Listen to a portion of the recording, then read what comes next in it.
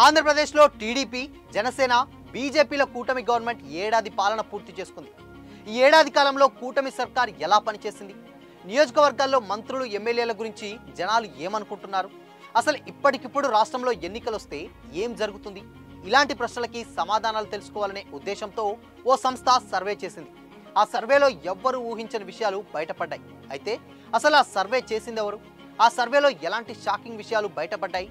కూటమి ప్రభుత్వంలో ఉన్న ఆ 50 మంది లీడర్లపై నిజంగానే జనాలు కోపంగా ఉన్నారా? పదండి ఈ వీడియోలో తెలుసుకుందాం.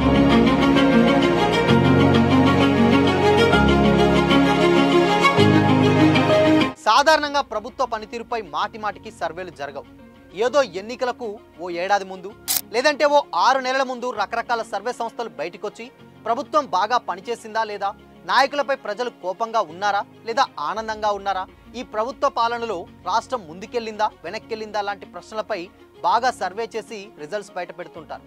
ఈ సర్వేల ఎఫెక్ట్ రాబోయే ఎన్నికలపై బాగానే ఉంటుంది. కానీ ఈసారి సరికొత్తగా చాలా సర్వే సంస్థలు కూటమి ప్రభుత్వం అధికారంలోకి వచ్చిన ఏడాదికే సర్వేల పేరుతో హడావుడి చేస్తున్నాయి. IVRS, KK, సివోటర్, రైజ్ లాంటి సంస్థలు ఈ సర్వేలు చేసి వాటి రీసెర్చ్లో వచ్చిన డేటాని బయటపెట్టి జనాలకు షాక్ ఇచ్చాయి.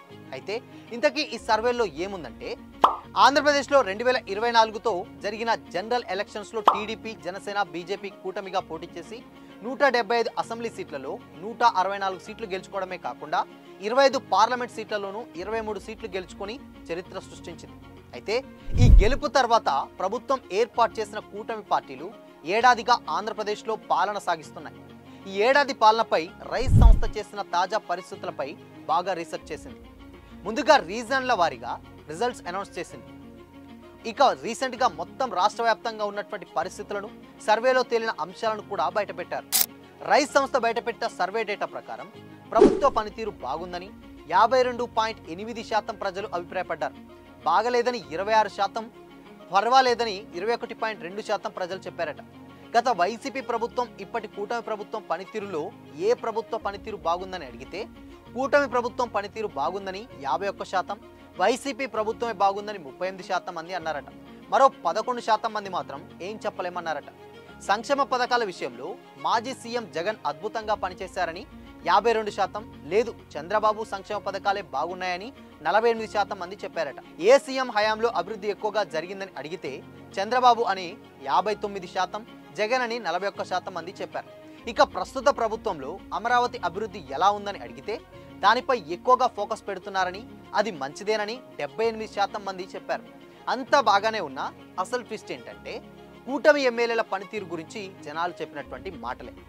చాలా మంది కూటమి ఎమ్మెల్యేల పనితీరు బాగలేదని ప్రజల నుంచి సమాధానం వచ్చిందట. కేవలం 28% మంది ప్రజలు మాత్రమే వాళ్ళ ఎమ్మెల్యేల పనితీరు బాగుందని చెప్పగా 64% మంది బాగలేదని తేల్చి చెప్పారట. ఇదే ఇప్పుడు ప్రభుత్వానికి పెద్ద షాకింగ్ విషయమే.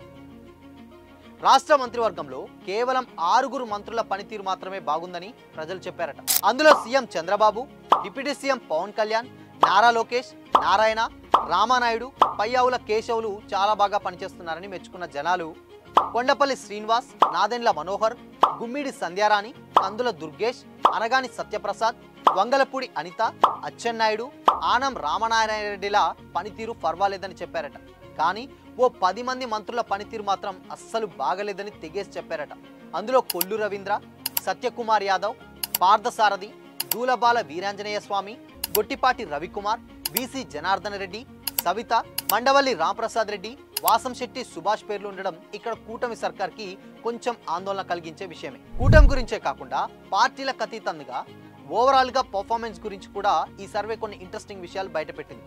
దాని ప్రకారం నియోజకవర్గాల వారీగా పనితీరు బట్టి green zone, orange zone, red zone అని 3 కేటగిరీల్లో డివైడ్ చేసింది. ఆ కేటగిరీల ప్రకారం ముందుగా అందరికంటే సేఫ్ జోన్ అంటే గ్రీన్ జోన్లో 32 నియోజకవర్గాలు ఉన్నాయట. ఆ తర్వాత ఆరెంజ్ జోన్లో 90 నియోజకవర్గాలు ఉన్నాయి.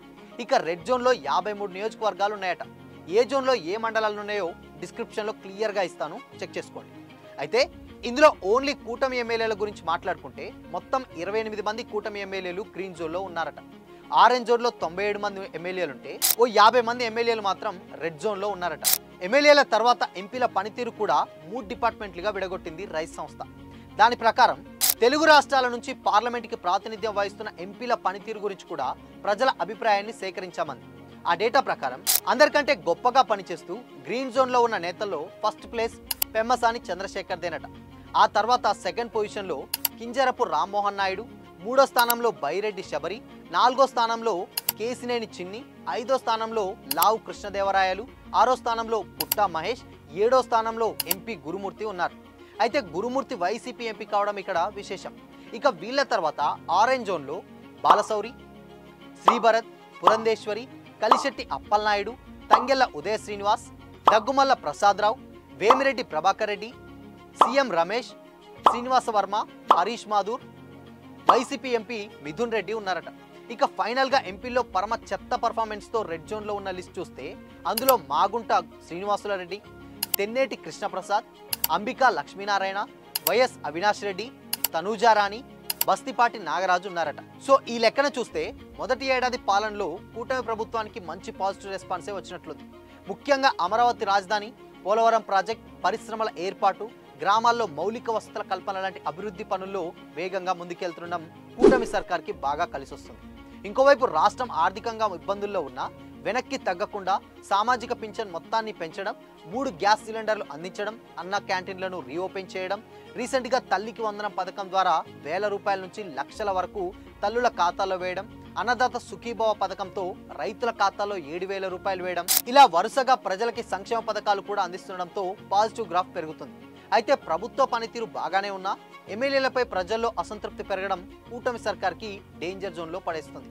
మరి ఈ డేంజర్ జోన్ ఎమ్మెల్యేలని సీఎం చంద్రబాబు కూడా గుర్తించి ఎలాంటి క్లాస్ తీసుకుంటాడో చూడాలి. మరి మీరేమంటారు? ఈ సర్వేపై మీ ఒపీనియన్ ఏంటి? అలాగే ఏపీలో ఉన్న కూటమి సర్కార్ పాలనపై మీ అభిప్రాయాన్ని కామెంట్ రూపంలో చెప్పండి.